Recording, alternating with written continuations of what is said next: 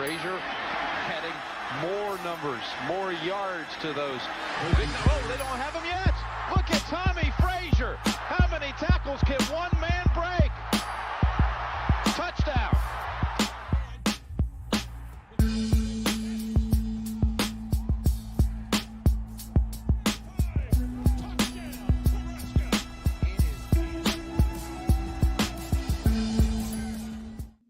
What's up, everybody, and welcome back into the Play the Fight Song College Football Show, the Nebraska version, the best version there is. If you're not familiar with the Play the Fight Song College Football Show, give it a listen, give it a look. You don't have to read through a bunch of articles. That's what we're here for. We cover all things college football, but especially in the mid-3, Iowa, Iowa State, and, of course, the best, Nebraska. I want to welcome in a special guest, a recurring guest, a good friend, a ball knower, certified one, Ben Chalupka. Are we ready to break down a little bit of Nebraska football from this spring? Yeah, I'm ready. Thanks for having me. I'm excited to be here. And I love talking Husker football, so it should be pretty fun. There's never a bad time to talk Nebraska football. There literally never is. So let's take a look at the schedule for tonight. We're going to recap the spring game first, fresh in our minds. A lot of people have been talking about Dylan Raiola and the impression that he left, really filling the Kool-Aid jar for the rest of the offseason in the summer. Then we're going to go to the West Sideline move. That'll be brief, but we got to talk about it because it hasn't happened in a long time. I think COVID, we were on that side, but we'll dive into it then. And we're going to go into recruiting. That's where Ben's really going to take over. This is one of those real big nerds that knows what high school a kid goes to, size, weight, all that good stuff. We're going to throw you names that you should watch and then names that Nebraska is most likely to land, and some in-state kids in there too. So hopefully somehow they're getting access to this and they can see that they need to come to Nebraska to fulfill bastards like us, our deepest wants. Then to close it out, we're going to talk a little bit of Matt Rule and the spring pressers. He's been on the mic quite a bit, whether that be on Bussing with the Boys, whether that be to the general media. He's been throwing some allocations out at coaches. We could go back and forth with some Deion stuff, I'm sure, being full Deion haters as a rival. He's been in the news, all negative stuff lately, which is fantastic. Early in the comments, Gage, who that last name might look familiar. That's Blaze Gunnarson's older brother, Gage. He's rocking a Nebraska shirt, workout shirt. It feels good, Gage. You know it feels right. There's no better color than the scarlet and the cream. Ben, wouldn't you agree? Yeah, I agree. It doesn't get much better than that. No, it absolutely doesn't. But all right, let's roll into it. Let's go into the spring game. Spring game was just this past week. Was it a week and a half ago now? Last Saturday? Yep. Good stuff. Dylan Raiola rolls out in the green jersey. First time seeing him in a Husker football uniform in person. And he leads the team down the field for a 75-yard touchdown drive with an absolute dot to the corner of the end zone. I don't even think the announcers could figure it out, but it was to Bonner. I mean, we know that, but they went through about 15 other names, including Elijah Judy, who's a defensive lineman. So that was an absolute mess. But I want to get your thoughts initially on the spring game. Do you look too much into it, or is it just kind of like I'm glad football's on my TV again? I don't usually get too excited about it, but definitely it was good to see us actually throw the ball with some consistency. I mean, all three quarterbacks looked pretty good. So the defense was very vanilla. Also, a lot of our starters for defense weren't out there, but still, you could tell the offense was light years ahead of where they were last year at this time. And it really, other than the 2 interceptions, which I wouldn't really put them on the quarterbacks, it seemed like turnovers were cleaned up, but I know it was only one scrimmage we saw. So I think we're moving in the right direction. Made me happy. And so, yeah, I don't get too excited, but it felt good to see. It's hard not to get excited when you see the offense even just progress the ball forward with what this team offered last year.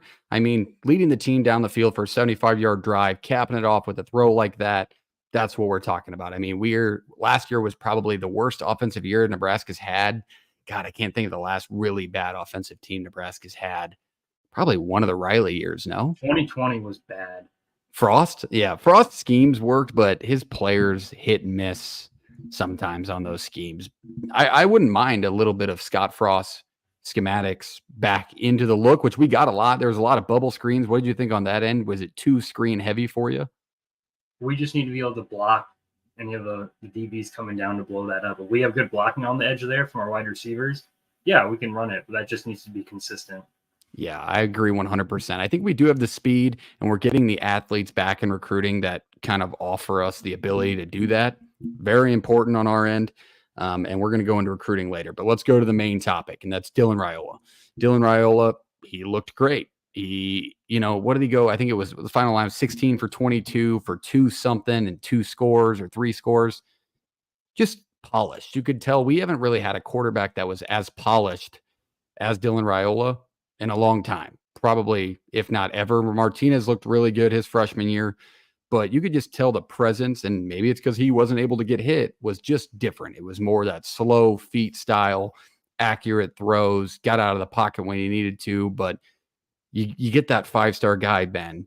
What are you looking for when he comes out for the spring game, and did Dylan exceed your expectations? Yeah, he exceeded my expectations. I liked his decision making. He didn't really force anything, and for being a true freshman, what was it, 15 practices under his belt? He didn't like I said, force anything, but he knew when to throw the ball away, and he usually put the ball where it wasn't going to be a concern. Like it was only where the wide receiver could catch it. I mean, he did have, was it one interception where it kind of bounced off the wide receiver's hands? That was smack dab in the middle of the wide receiver's hands. It was a little behind him.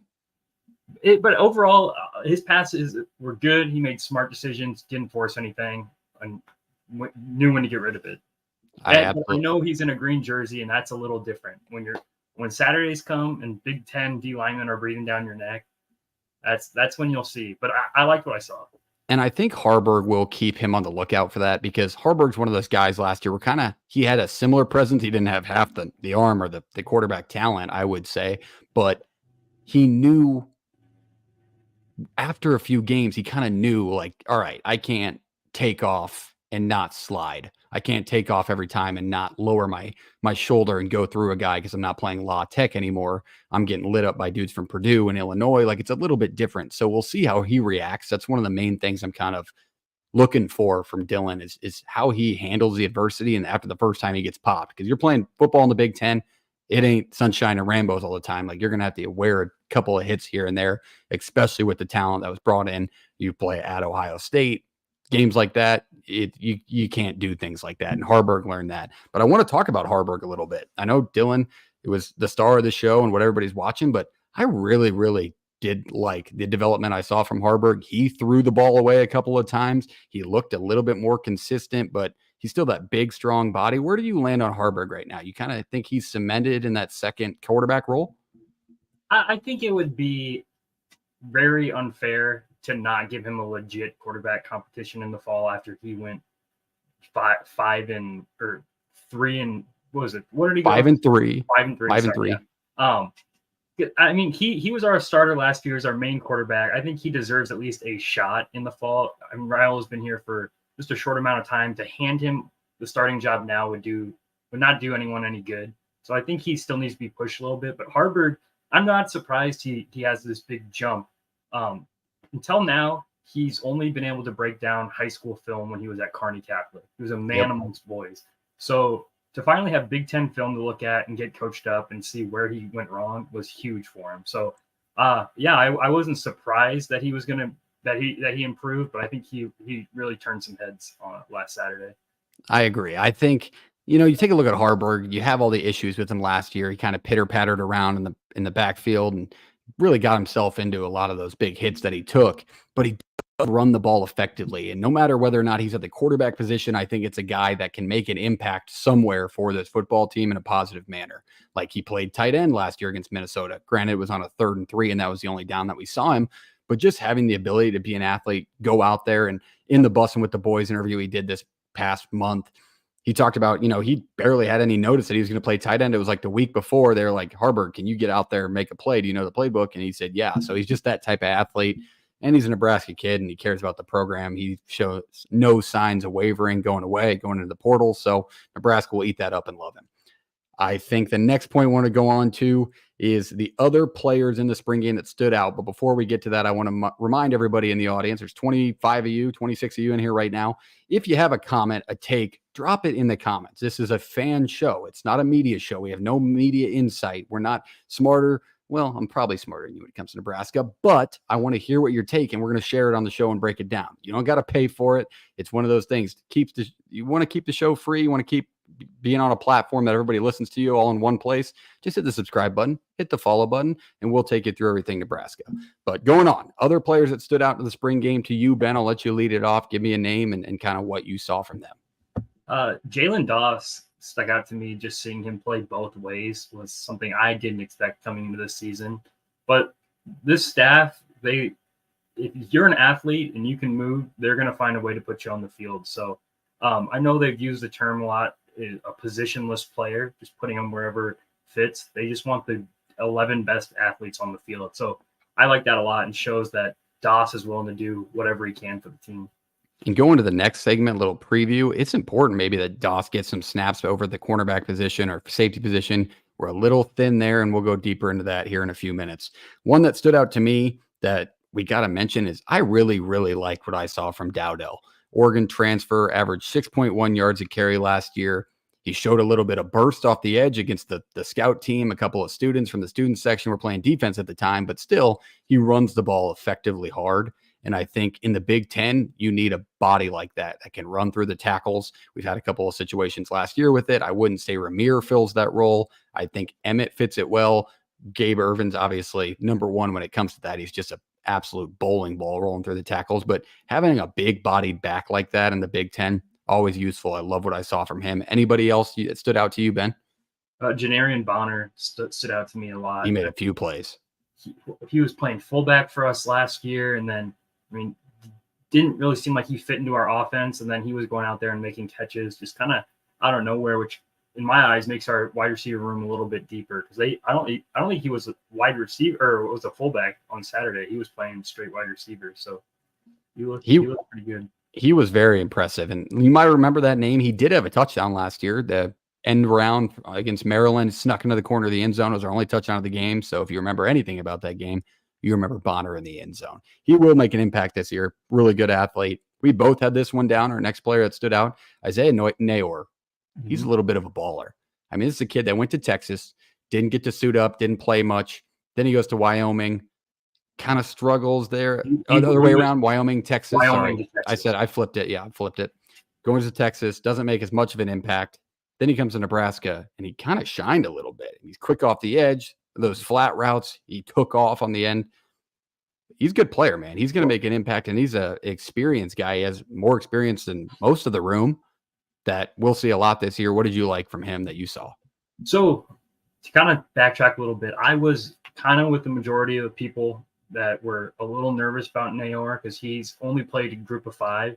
You have to think, I think he had double-digit touchdowns at Wyoming. And if you know Craig Bull's style of offense, he makes Brian Ferentz look electric. It is boring to watch. So to have double-digit touchdown catches at Wyoming is impressive.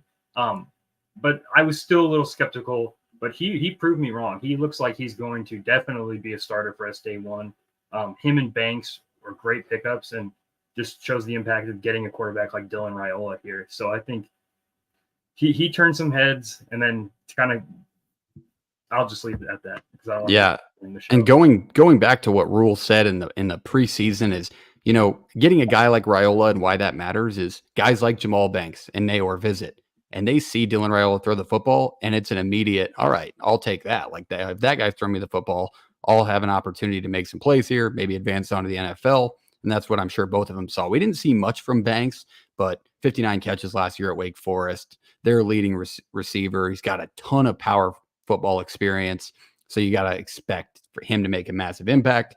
On to the last one. I'll let you take it, Ben. But another young kid that impressed. Yeah, that's kind of what I was going to lead into, was Ja'Cory Barney. I mean, he was a huge get for us last year when we flipped him. And he showed why he was rated so high as a recruit. I mean, his kick returns were outstanding, and then his breakaway speed is unreal. I think as a true freshman, he's going to be one of our deep threats, and I think he's going to cement himself in the lineup. I don't want to say he'll be a starter, but he'll definitely be rotating in quite a bit. So I really liked what I saw from him. I agree. I do think we need to cut out maybe he tried to take that one back in the end zone, like fumbled it around. You could hear Rule in the booth. Like, what is this kid doing? Those will get fixed. He is young. He's just trying to make plays, but he would have housed that kickoff. Thank God the other teams don't wear similar style jerseys to us, but he would have housed that kickoff. Alvano takes him down, but yet another young guy who impressed and left his mark really towards the fan base on what he could do this year for us at that young age. Let's go to a not so positive side of the spring game. We've been going through all positive sides, but let's talk about a little bit about the injuries, Ben. We sustained a couple of injuries. Demetrius Bell on the outside as a wide receiver. He got hurt mid second quarter, early second quarter.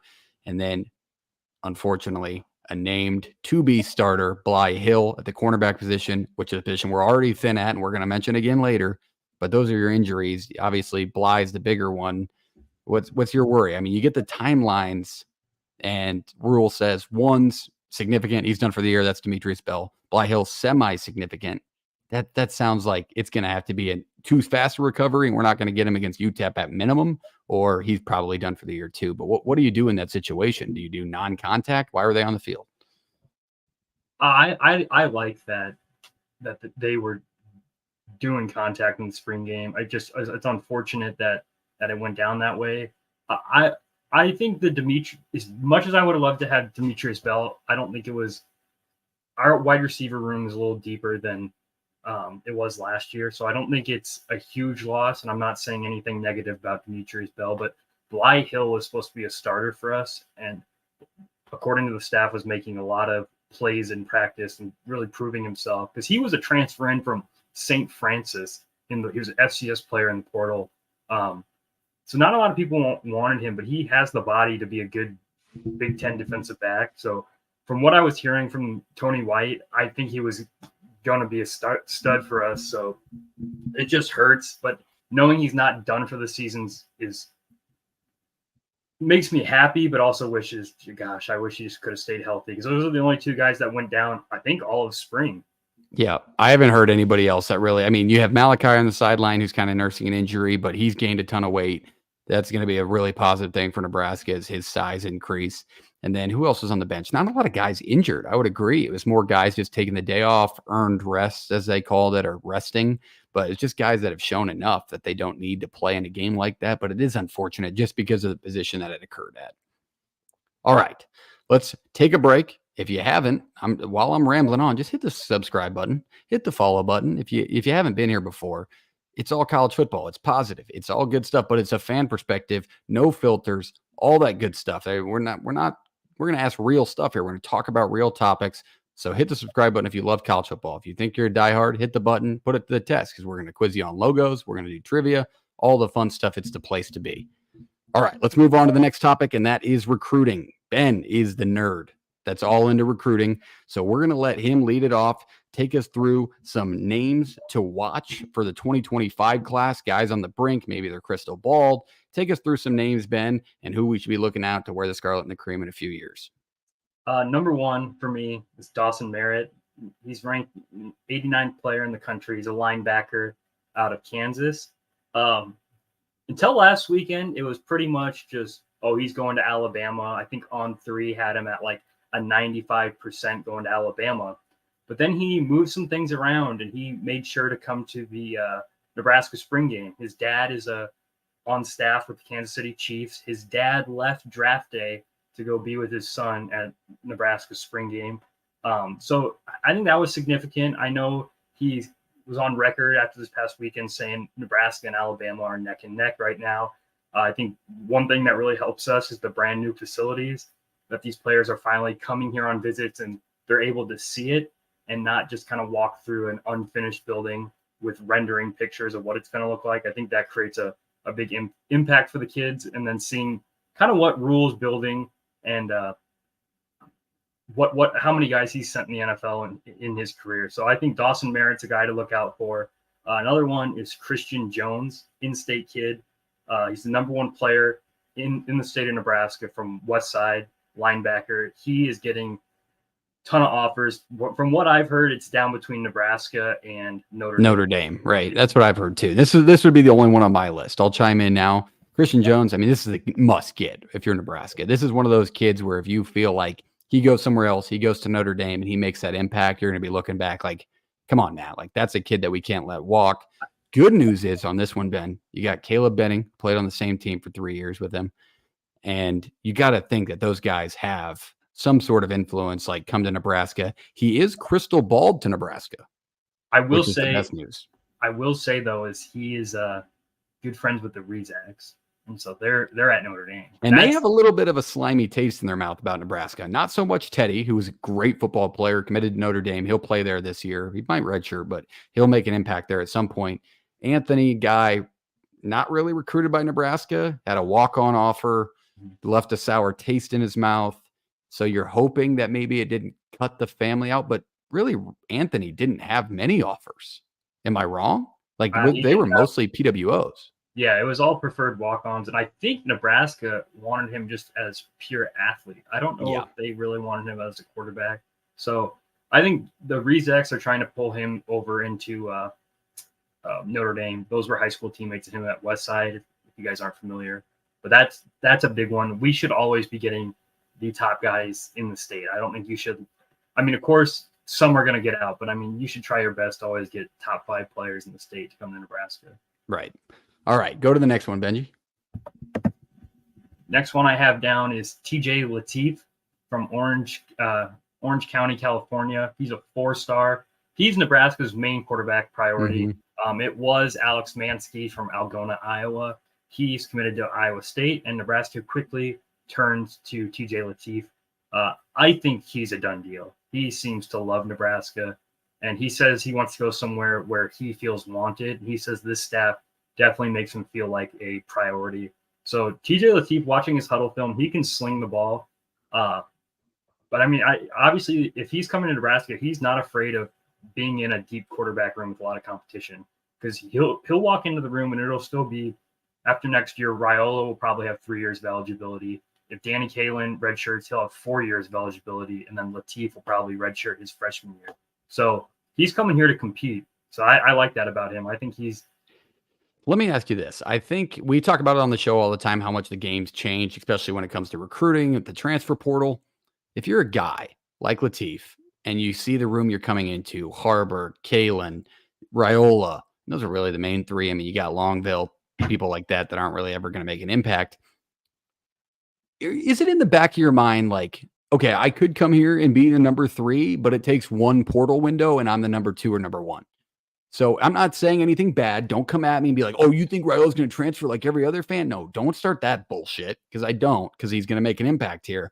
But you got to think, recruits think differently. Like if you were in that case, would you think you're going to be number 3 right away?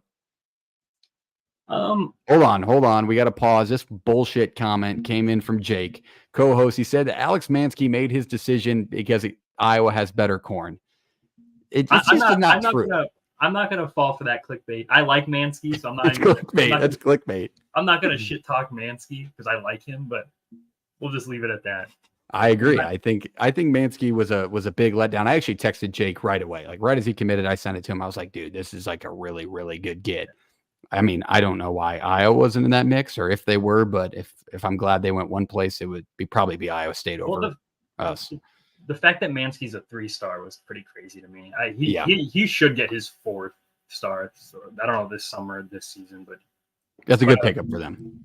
But back to what you were saying, I think it's a little different with Lateef coming to Nebraska, looking at this quarterback room, because I don't see Kalen ever leaving. Kalen could have left when Raiola rolled in. So I think you got to look at, like, Raiola really wants to be here. Kalen wants to be here. And Heinrich wants to be here. I don't really see any of these guys leaving. And it's almost like with NIL is kind of balanced out this transfer portal somewhat. I'm not saying completely, but these guys are sitting here in Nebraska, maybe the bottom of the depth chart, but they're getting treated pretty well here, where they could go play at a G5 where they're not getting the money or the facilities that they get at Nebraska. So it's kind of that give and take of, hey, I might be sitting for 3 years, but I'm collecting a pretty good check that I wouldn't get if I went to Tulsa. Right. And Nebraska is one of the few schools in that NIL collective era, or this realm, that it's a salary based. So no matter what, let's say you're a 4th-string defensive lineman, like you have a flat base salary that everybody's kind of equally getting. And then you can go on top of that. There's very few schools that do it. So like Daniel Kalen, whether he might be the 3rd stringer, still being a hometown kid, like he's going to get deals from that, but he's making a base salary as the same as as everybody else. Like everybody has a level that they're at that they're not going to get at Toledo or a Chubba Purdy example in Nevada. Like he's not going to get that money there. So it does make it hard. That's a great point. But all right, go on to your last two, Ben. Tell me about your last two recruits. My last two recruits are two other in-state kids. We have Chase Lofton and Riemann Ziebert. Just Nebraska, the state of Nebraska alone with tight ends. I think they produce more tight ends per capita than the state of California. I mean, we've had Carter Nelson, these two. What's the kid who just committed or flipped from us from Pitt? The tight end that we got last. He was committed to Pitt. He played at Papio. And we just produced a bunch of D1 tight ends all in Nebraska. That's a good question. If you got it, drop it in the comments. If you're a Husker fan out there and you got that name, drop it because I'm thinking of it, but keep going. Chase Lofton's a 4-star. He's definitely the higher rated tight end.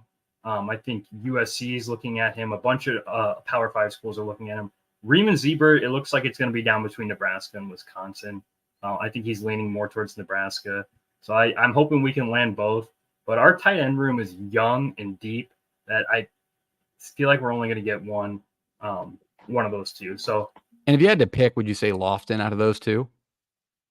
Yeah, I would. But I think it's a bad problem to have. I mean, we're in on both of them pretty early. So, but Lofton, yeah, he's getting a lot of looks from Power 5 schools. All right, we're going to roll into the 2025 names to watch. There we have some committed kids. I'm sorry, not 2025 names to watch. 25 commits. Kids we're excited for. Kids are already on board coming to Nebraska. A few of them are in front of you right now. But let's take a look at the tight end room to start. You have a lot. I don't want to say a huge audience on Thomas Fidone, but he's got a big following and apparently a lot of coaches after him when he's not even in the portal in the first place. Welcome to college football. But Thomas Fidone, Council Bluffs, Iowa, huge Nebraska fan growing up, just went on a press conference and kind of just fueled the fire for all the Husker fans to love him even more. But he's going to make a tremendous impact this year. Then we saw a lot of good things from a name we didn't mention in the spring game from Borkacher. I thought Borkacher looked great. And that's two guys that could handle the load. But then you add in, here comes Carter Nelson, a true freshman that we've heard nothing but rave. Kid that can do a backflip, but still stands at 6'6", 235. Like he is supposedly the second coming of Christ when it comes to tight ends, according to what they've said, athletic ability-wise. Made his impact in the Polynesian Bowl back in, God, what was that now? January? December? A while ago, but he did not early enroll, so he's not on campus. He didn't play in the spring game. Same with Caleb Benning, didn't early enroll, so they'll come in right around the summertime and start their work with Nebraska. But that is a deep tight end room. And I'll lead off with the one name of the commit that we just got that I like a lot, and that's the dude in front of you in the very Ohio State-esque uniform, and that is Bear Tenney. Bear Tenney out of Highland, Utah, stands at 6'5", 245, listed as a 3-star. And I know you were a little, not salty, Ben, but a little on edge about whether or not you could be excited for him with how deep this room is. But 6'5", and I just love that. You look at the list of offers that he got, and it was no doubt Nebraska, and all of his posts are Nebraska. Like, this kid just seems like he's OOU. He's in. He's all about it. And I'm all about kids that want to play at the school. I think that's one of the most important parts of us being successful is kids that want to play here, not kids that are just trying to make a move or get to the NFL. Like, I want kids that want to be a part of the team. But what's kind of your sketches about Bear? Well, I know him and Raiola are buddies. So if they already have kind of chemistry when he comes in, that's important, I feel like, in a passing game. And I know, kind of go back and touch on Carter Nelson. You said tight end. There's been talk of him also moving to wide receiver, which could open up a little bit more room. Yeah, and that's insane. At that 6'6", 230, like, to be athletic enough where they're like, oh, he could play the slot. Like, dude, our slot last year was 5'4". Billy Kemp, I love you, Billy. Husker, you finished your career here, but like, that's a big difference. That's a big difference right there, man. Especially him blocking on the edge. If we're going to run those bubbles, I love that. But to clear things up, I'm never going to be like, oh, this room's too good or it's too deep. I mean, iron sharpens iron. So I want the best. Embarrassment of riches. We have also Ismail Smith Flores. Yeah. The Iowa kid that we got. So he's another one that's in that room. It's a good problem to have. I'm just excited to see kind of who emerges down the line. I mean, it's probably going to be Fidone and Borkacher this next year. But after that, it's kind of the room's up for grabs with a lot of good tight ends sitting in there. So we'll see. All right, I'll go to my next one, and that is the 2025 commit, and that is Caden Vermoss out of Millard North High School. And I'm not going to give you too deep into my personal life. I do have connections to the kid. I actually coached him for a short amount of time at a different sport at Millard North. This is probably one of the better or most gifted athletes I've ever seen in my life.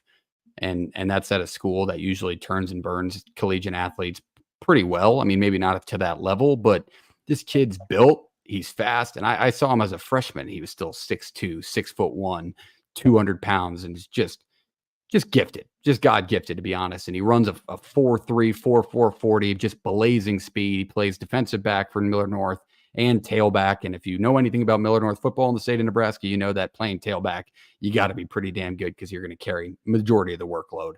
Maybe not anymore. Tito retired, but this is an athlete that you should be excited for. I probably see him as a defensive back more right now in what we need. Would you not agree, Ben? You think he fits the mold of a defensive back for what we need? Yeah, our last class we brought in a ton of DBs too. Yeah. But he definitely could. I mean, he's an athlete. I think he could play kind of like what Doss would, just kind of move around, put him wherever he fits. I mean, this staff isn't afraid to try guys out in different positions. Like, for example, he just entered the portal, but we moved Ruquan Buckley from D-line to O-line. Yeah, that's a big difference that you don't see a lot of schools doing that late in a guy's career. So, I mean, just they're if he's the athlete they say he is, they're going to find a place for him on the field somewhere. Yeah, he's kind of the perfect athlete now that I'm thinking about it, that would fit in like a punt returner position as a young freshman. As long as you can catch the ball, maybe be elusive, make some plays, make something happen. That's just kind of the skill set that I saw that he has that's going to make an immediate impact. And I think he will throughout his career. And I'm glad he's committed to Nebraska. But okay, give me your two names, committed kids to Nebraska that you're excited for. First one, it's not quite a commit, but transfer in for fall camp. I'm so excited about Vincent Genatone. Linebacker. He was from North Platte, Nebraska. He went to Montana, FCS runner-up this past year as a freshman. He's a two-time wrestling state champion, and his broad jump and vertical would have been number 2 this year at the NFL Combine among linebackers. So he is a freak athlete. He ran track in high school, only lost to Jalen Lloyd and Malachi Coleman. So he's got the speed. Frost's staff didn't offer him just because he was a little undersized for a linebacker, but I can see him moving in and kind of filling where John Bullock's gonna when he moves. I could see him taking over that spot. Just kind of a grinder and just freak athletic. So I'm really excited for him. I don't think people realize how big of a get that was for us. That was someone. As soon as he hit the portal, I was pumped about because I knew he wanted to come to Nebraska. And you got to mention the speed. I mean, we kind of threw it in. You kind of threw it in there, but like coming in third place to Malachi Coleman and Jalen Lloyd is nothing to blink at. And by the way, it's a linebacker. Yeah. It is a linebacker, so he's going to move quick. I mean, that's moving. Jalen Lloyd's blazing. Probably he was the fastest kid in the state. Malachi Coleman blazes up to 22 miles an hour. So imagine a linebacker running you down at a speed like that. So that is a great get. But give us your next one.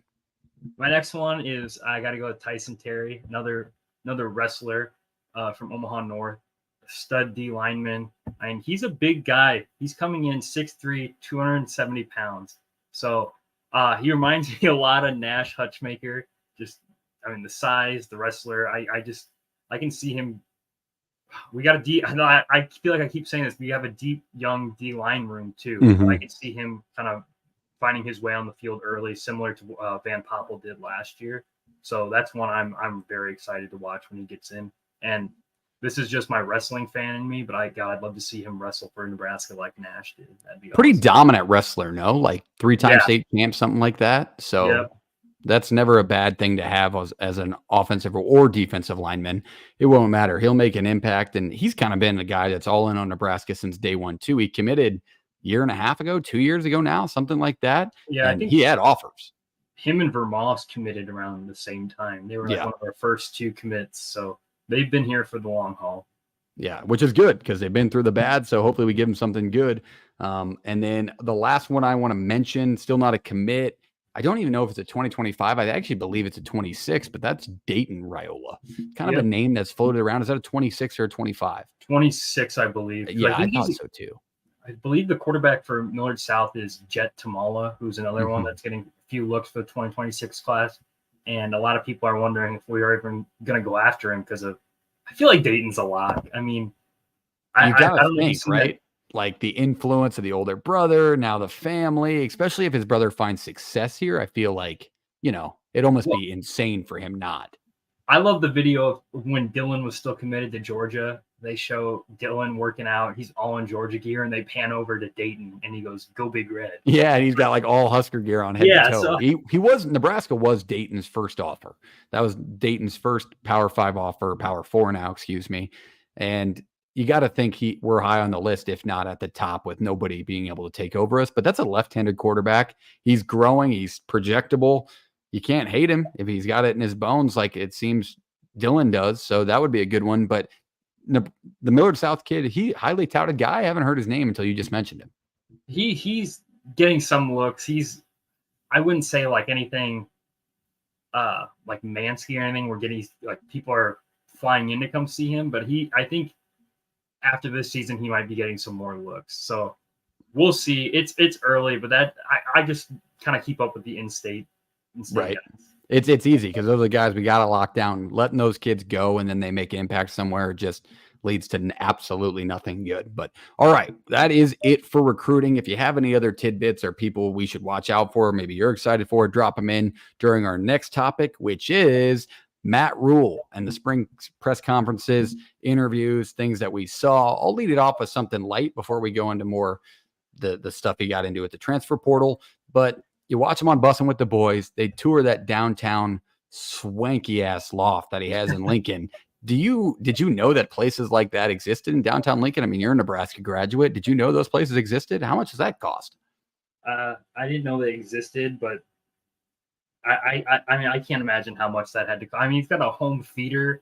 I just the size of that apartment was crazy. But he says he has the players over after games, things like that, to celebrate wins. So I think that's kind of cool.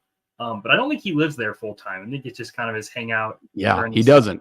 I mean, you make $8 million a year. You can have multiple homes, especially in the state of Nebraska. But to have that hangout, you kind of heard Will Compton, ex-Husker, big Husker guy when it comes to recruiting, very helpful, but he also sucks at picking games.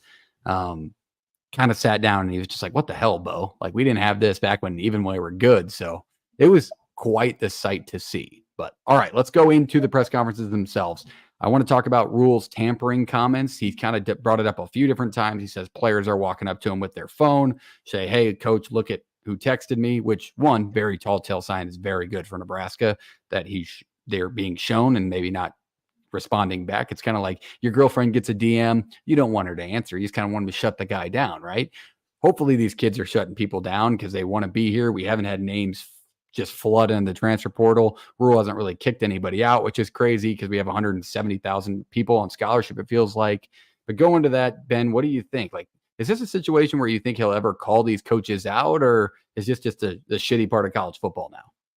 I don't know if he'll call them out. Maybe if he knows them personally or goes way back with them. But I mean, it's a good problem to have. I mean, obviously we have good players that's happening. But yeah, it's just the sad state of college football that these coaches are resorting to that, and that it's really not being taken seriously by the NCAA. So it just feels like the Wild West these last couple of years with the transfer portal, NIL, all of this. That I just think it seems like the NCAA isn't as powerful as they used to be, and I don't see them doing anything in the future about this. This is just kind of where we're at as a sport. It's just, yeah. I don't know. And that's really where the NCAA they can't really focus their attention on it. Because right now, if you're the NCAA, you're probably thinking more along the lines of, how do I stay involved in this? Because it seems like they're on their way out. We're on to an NCAA or just a non-NCAA, excuse me, and a governing body over the sport. But really, they're focusing on sharing the money with the players just to avoid that stuff, and not really more focused on who's sending texts to these kids that aren't in the transfer portal. Like, and by the time we talked about it on the show the last couple of weeks, by the time these things are figured out, right? They get the report, they get sued, whatever. They don't finalize till 3-4 years later. Like, we just got Harbaugh and Michigan just came to a settlement when it came down to recruiting during COVID. It's 2024, man. That was 4 years ago. We're looking at a timeline where none of this stuff is going to be helped. So if they don't change the rules right now to where they can help them quicker than that, it's not going to matter anyway. But the NCAA might not be involved here in a few years. All right. Go ahead. One last thing, and this is just pure speculation, but I imagine with this tampering, there's got to be some gray areas. Like, I bet you it's player-to-player texts or DMs from player where it's not from a coach, but you kind of know that the coach is involved. Like, I bet you that's some of it, where it's not directly linked back to, like, not saying this is the person, but like it linked back to Kirby Smart or something like that. It could be a player at Georgia texting another player at a different school, "Hey, come to the school. We have a spot for you." The staff says, blah blah blah. Where, like, just like Proctor went on spring break with all of his Alabama buddies. That's not really tampering, but I'm guessing he was persuaded heavily to come back to Bama. Oh God, yeah, you got to think so. And that was just an unfortunate event that couldn't happen to a better school, but I love it. It's tough. Yeah, it's not a bad thing on our end, but that sucked for them. And that's the downside of the transfer portal, and another fault that the NCAA needs to figure out how to fix or maybe somehow regulate. And if not the NCAA, then college football playoff or whatever the hell you want to call yourself, figure it out, because it's a little bit of a mess. On to the last point for rules pressers. He did say that the quarterback situation when it comes to the portal, they're not closing the door to people coming in, but he does feel like the starter is in the room right now, and that is of those main three. It's definitely not Longville, but it's the main three: Kalen, Harburg, Raiola. He feels like the starter is there. What do you think, as a fan, an outside perspective, or anybody out there listening? Do you think Nebraska could use a more experienced quarterback just to have as kind of that security blanket? Yeah, but it's a tough fit to find. You have to find a guy that's experienced in the portal, that's really wanting to come and sit the bench. So basically a guy, what you're trying to look for is a guy that's played a lot, but, he knows he's not going pro, that maybe wants to get on as a GA after college. Yeah, and so you kind of have those situations happening, though. Jaden Rashada just commits to Georgia. Dante Moore's over at Oregon. They're both behind starting quarterbacks, but yeah, it is a hard place to find a fit, but keep going. But that was mainly they're few and far between. And then once they're in there, I feel like they're going to get a lot of schools are going to go after them. So it's just kind of pure luck at that point. But I'm not saying it can't happen. It's just, I think it's unlikely. I think the starter, like Rule said, is in that room. Yeah, I agree. And I think that's not a bad thing when it comes to being a Nebraska fan. Is you got to feel good that the guy in the room right now going into the summer doesn't have to try and learn a new playbook. If they transfer in a guy right now, you kind of feel like you're in the situation where, all right, we kind of got to get a move on things because we're playing here. And what is it now? 4 months, 4 months already. So it's important to have. But all right, let's go to the last point of tonight's episode, kind of the closing thoughts. I really hope we get some interaction on this one, because everybody has one, whether or not you loved what you saw in the spring game. But what's your overall worry going into the summer? You're like, this is where I'm not sure about this team, because defensively we're supposed to be very good. Maybe it's a certain position. Maybe it's the quarterback experience. But what are you really, really worried about for this Nebraska football team going into 2024 summer? Main one is experience at defensive back is the big one that stands out to me. We have a lot of defensive backs, but not a whole lot of experience in that room. And then number two would have to be running backs. I think we have a really good running back room when healthy. And Ramir and Gabe Ervin have not been able to stay healthy, but I still like Emmett Johnson and Dowdell. But that's two solid guys to last you 12 games in the Big Ten. So that's where it's tough. If Gabe Ervin and Ramir Johnson can prove me wrong and stay healthy all season, I won't have a worry.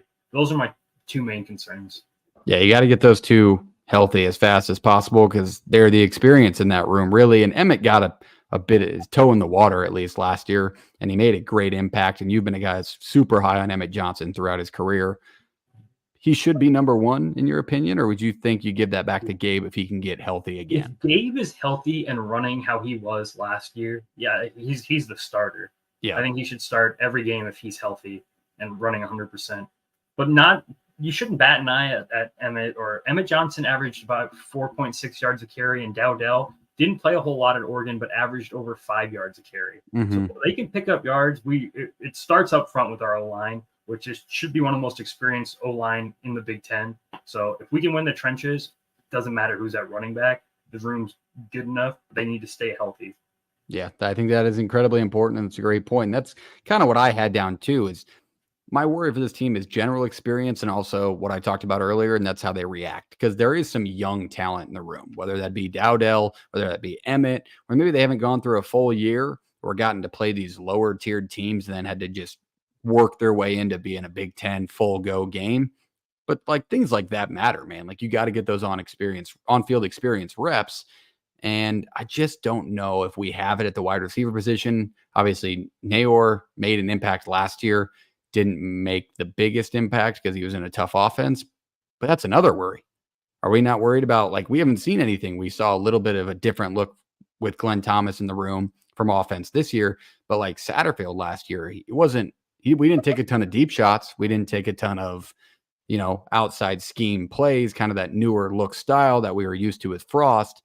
We were kind of so run heavy, and it felt like the play calling sheet was tipped one way or another. And you were a guy that had a ton to say last year about the play calling sheet. Is that another worry maybe you didn't think about? It was frustrating, but you had to think about what we had to work with at wide receiver, what our quarterback was like last year with Harburg. He couldn't throw it very well, and our wide receivers weren't creating a lot of separation. I love Alex Bullock. He's a great guy to have on the field, but he shouldn't be your wide receiver one. I mean, he's a reliable guy that he's going to have a piece in this offense this year. But we needed to go out and get guys like Jamal Banks and Nayor that I think are going to open up a lot for us, whether that's in the passing game. And if that's working, that's going to also open up the run game. I love it. All right, that's it for tonight. That's all we had on the schedule. We'll close it out here. You got to give me an excitement level, Ben. We're getting close. We're both ones that talk about it every day. You research it, you go in depth, you follow the recruiting like you're an insane person. But give me an excitement level. I mean, what are you expecting? We won't give away the schedule because we'll preview that together here in a later episode, probably closer to when we know who's actually going to be on the field. But your initial thought, give the people some clickbait maybe. What do you think Nebraska's record's going to be? What are you excited for? I'll tell you, I'm excited that we're not opening on the road in Big Ten for the first time since 2019. That's nice. I argue with people about that all the time, man. It's the only team ever that's played 4 straight road games in conference 4 years in a row. It's absolute bullshit. But so that's nice. It's the you know what that is? That's called the blue blood receipt. That's called being the biggest brand in college football, and they'll throw you on week 1 in the most important game. It's blue blood. I think we could start off 7-0, 6-1. We could. I'm not saying take it to the bank, but I tell you what, if you have the opportunity to go week 2 Nebraska, Colorado, take that. It's going to be a hell of an environment. Yeah, have you looked at tickets right now for that game? I mean, they're out there. Obviously, they're not posted yet because you can't get them. But would you take a guess? I know the price range. Do you know what they are? Oh, I bet you they're $300, $350 a ticket. More. Yeah. I saw the cheapest one I saw was $475. And that's what you get, like, because you get the preseason hype. A lot of the time, like a couple of years ago, we lose to Illinois week 0 or week 1 or whatever that was. The tickets shoot down quite a bit. But like right now, when you expect to win against UTEP, finally be 1-0 for the first time since 2019, those tickets are going to cost you a little bit, probably close to maybe your half of rent for most people out there. So be in tune for that. But that's everything tonight. We will be back. It's been a while since I talked to you. Hit the subscribe button. Hit the follow button. It's the best way to support the channel. Just keep it free. Do those things. It keeps us around. Ben, I'll give you the honor. Take us away. All right, play it.